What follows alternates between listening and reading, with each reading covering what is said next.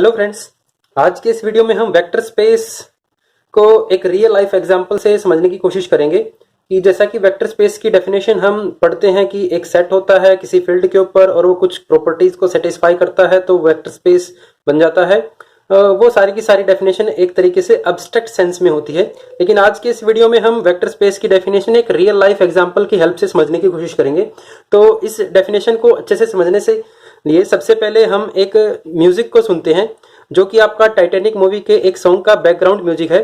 तो इस म्यूजिक को आप एक बार सुनिए।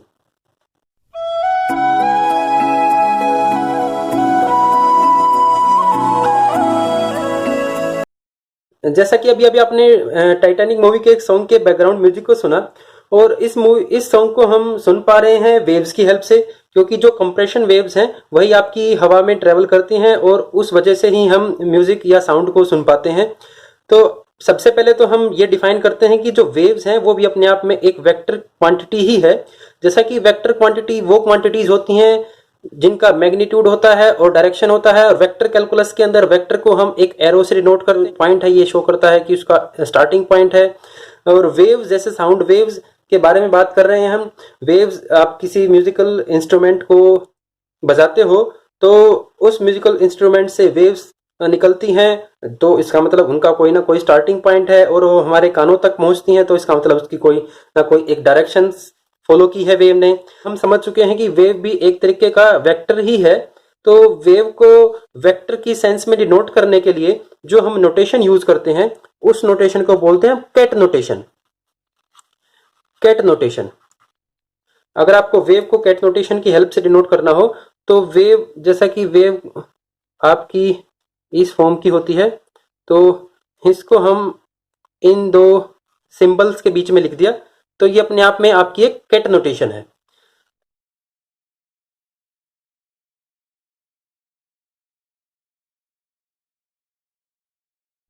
अब हम समझने की कोशिश करते हैं कि जो वेव्स हैं वो वेक्टर स्पेस कैसे फॉर्म करती हैं।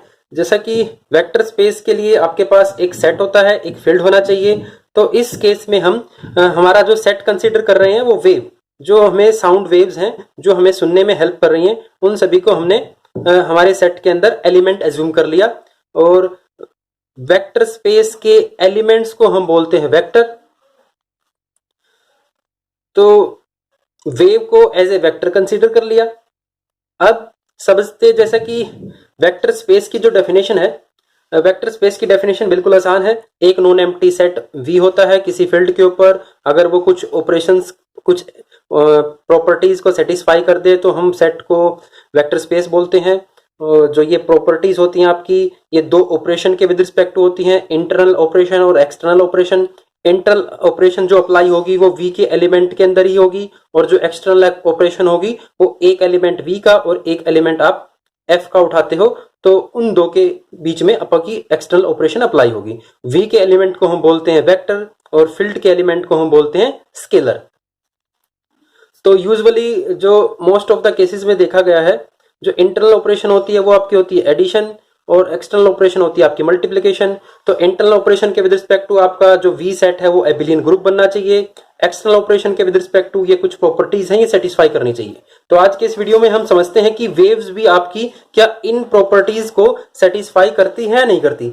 जैसा कि अभी आपने म्यूजिक को सुना, तो उस म्यूजिक में जो मेन इंस्ट्रूमेंट से जो वेव प्रोड्यूस कर रहे थे वो था फ्लूट। इसके बारे में मैंने गूगल पर पढ़ा है कि जो आपका मूवी टाइटैनिक मूवी का जो बैकग्राउंड म्यूजिक है वो फ्लूट, गिटार और कुछ और इंस्ट्रूमेंट की हेल्प से जनरेट हुआ है।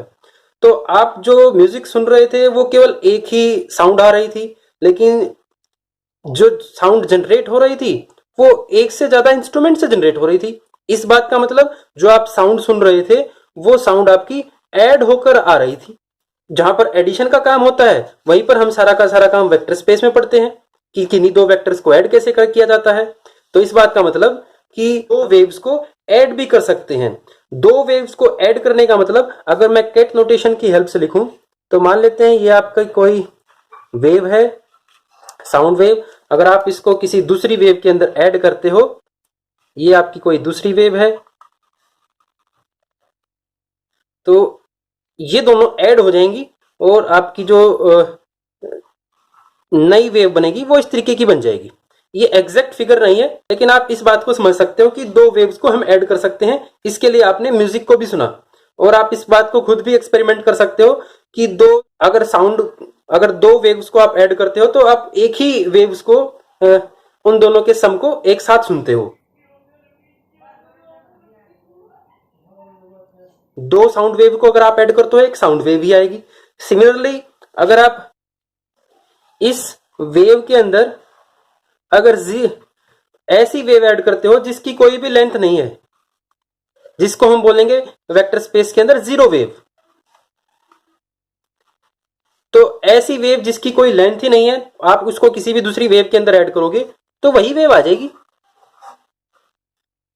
क्योंकि अगर आपने कोई वेव जनरेट ही नहीं की तो आप केवल वही साउंड को सुनोगे। थर्ड प्रॉपर्टी, जैसा कि आपने कोई एक साउंड वेव कंसीडर की, सिमिलरली इसके अपोजिट आपने कोई दूसरी वेव कंसीडर की। इसको आप मैथमेटिक्स में किसी फंक्शन का ग्राफ भी एज्यूम कर सकते हो। इन दो ग्राफ को अगर आप ऐड करोगे तो आपकी जीरो वेव आएगी, क्योंकि ये एक दूसरे का, ये जो मैंने दूसरा वेव कंसीडर किया है ये पहले वाली वेव का फ्लिप करके कंसीडर किया है। तो जैसा कि हमने इन तीन प्रॉपर्टीज को चेक किया वेव्स के कोरस्पॉन्डिंग, तो हम जान पा रहे हैं कि दो वेव्स को ऐड भी कर सकते हैं और एक ऐसी वेव भी एग्जिस्ट करती है कि आप उस किसी भी वेव के अंदर ऐड करते हो तो उस वेव के अंदर कोई इफेक्ट नहीं पड़ता। सिमिलरली हमने किसी वेव के कोरस्पॉन्डिंग एक ऐसी वेव भी ढूंढी जी कि आप उन दो वेव्स को ऐड करते हो तो आपके जो वेव आएगी वो जीरो वेव आएगी। तो इस बात का मतलब कि जो आपकी वेव्स का सेट है, साउंड वेव्स का सेट है, वो अपने आप में एबेलियन ग्रुप बन जाता है।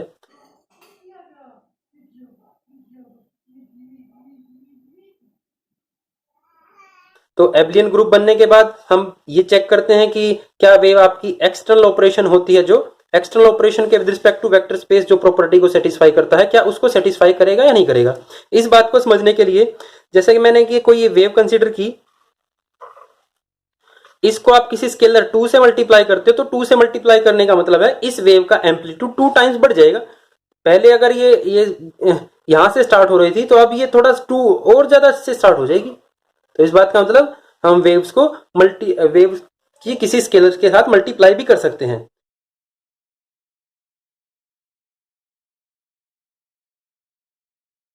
और ए बी सी डी और ए बी सी के लिए आप एक बार इन डायग्राम को देखना, जो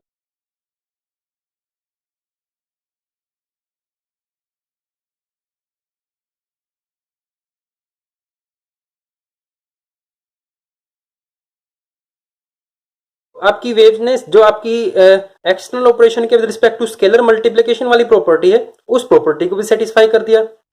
सिमिलरली जो आपकी ए बी सी और डी प्रॉपर्टीज हैं ये भी आपकी जो वेव्स हैं वो बड़ी इजीली से सेटिस्फाई करती हैं। तो इस बात का मतलब कि जो साउंड वेव्स हैं अगर आप उनको एक वेक्टर कंसीडर करते हो तो वो अपने आप में वेक्टर स्पेस की सारी प्रॉपर्टीज को सेटिस्फाई करती हैं। तो साउंड वेव्स का सेट आपका क्या बनता है, एक वेक्टर स्पेस। तो आज के इस वीडियो में हमने वेक्टर स्पेस की डेफिनेशन एब्स्ट्रैक्ट सेंस में ना समझकर एक रियल लाइफ एग्जांपल्स की हेल्प से समझने की कोशिश है। तो उम्मीद है साथियों आज का आपको लेक्चर पसंद आएगा। वीडियो देखने के लिए थैंक यू।